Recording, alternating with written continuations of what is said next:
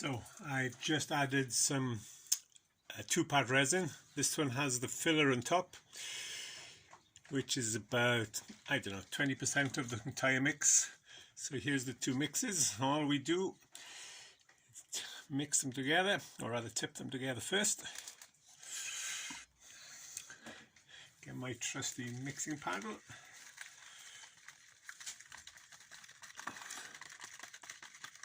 Needs to be thoroughly mixed, only takes a few seconds. Make sure there's not too much or anything sticking on the sides. That is it.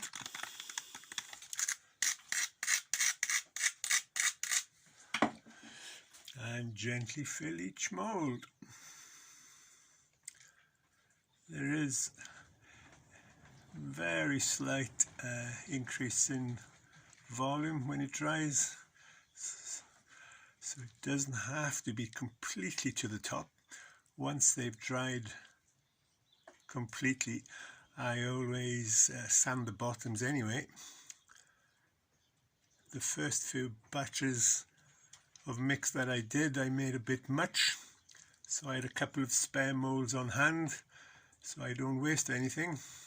It only cost pennies, but that's hardly the point. It all adds up. So one of my favourite molds, unfortunately my camera's balanced on it, but what a, hang on, if I pick this up a sec,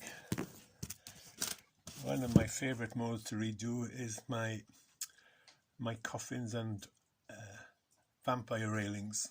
So the last little bit I've got I shall pour in there, so there's no wastage. So if I come back in 20 minutes or so, do a bit of whatever inside the house or in the polytunnel, and you can nickel them out, as you can see.